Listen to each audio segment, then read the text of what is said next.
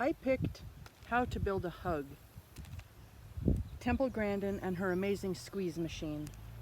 And I'm not even going to try to read the author's name. I'm sorry. I should have looked it up before I got here, but I forgot. So, anyway.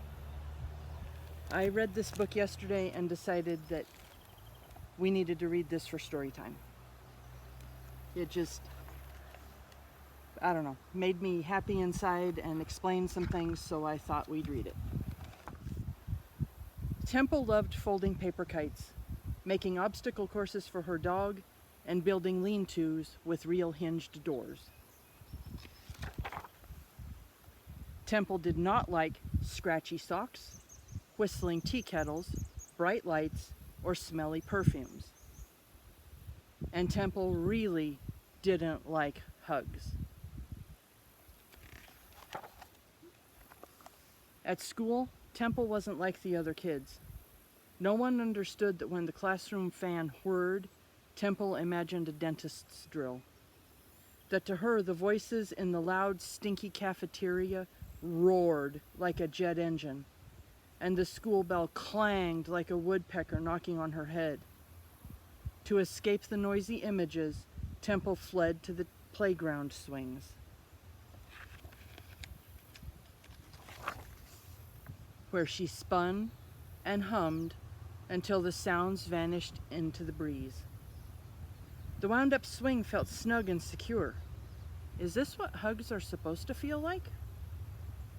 Temple wanted a real hug, but even when she was safe at home, when her mom leaned down to give her a squeeze, all she saw was a tidal wave of dentist drills, sandpaper, and awful cologne coming at her all at once. Sometimes, when Temple was having a really bad day, she crawled under the sofa cushions and asked her little sister to hop on top. The smoosh of the heavy pillows felt cozy. Maybe that's how hugs worked?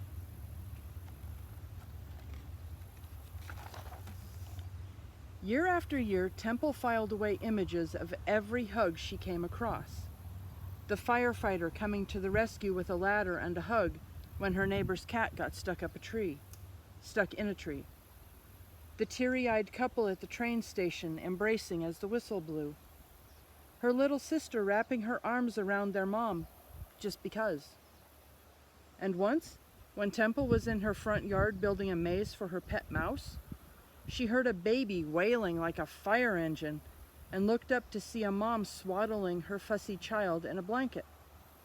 As the mom swayed back and forth, the cranky baby instantly hushed. How do hugs do that? When she got older, Temple attended a special boarding school that gave kids like her a chance to grow. Temple made friends, excelled in art and science, won ribbons for her excellent horseback riding, and kept building things like model rockets, a lift for the school's ski slope, and a tiny swinging door for the resident cat to go where it pleased. Around her, Temple saw families hug goodbye in September and hug hello in June. Temple missed her mom too, but she just couldn't express her feelings the same way. Would she ever get a hug? At the end of the school year, Temple was invited to spend the summer at her aunt's ranch in Arizona.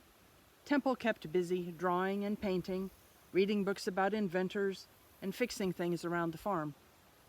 She even made a machine that opened and closed the ranch's heavy front gate.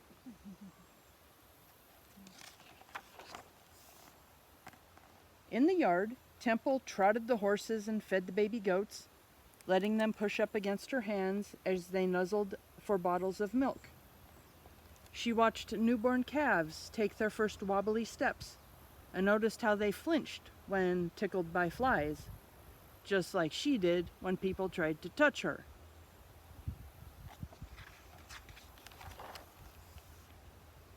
On the day of the calves' first checkup, Temple heard frantic mooing and raced outside to see what the matter was. A ranch hand was leading a skittish young cow into a mysterious device.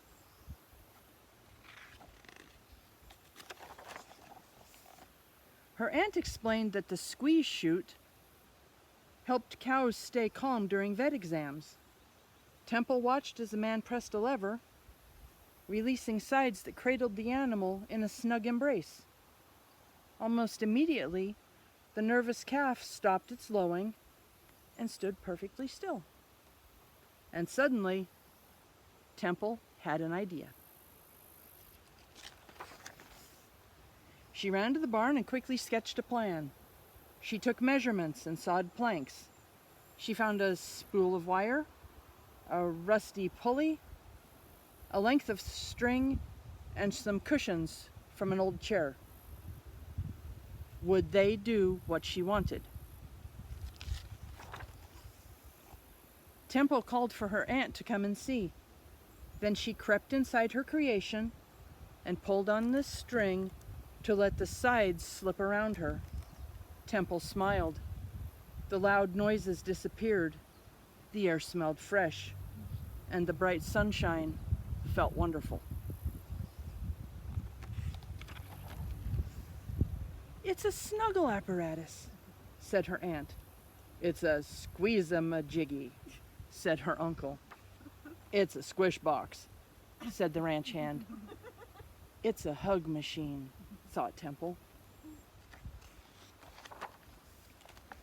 Temple brought her invention back home at the end of the summer. Every time she felt nervous or scared, she slid inside for a cuddle.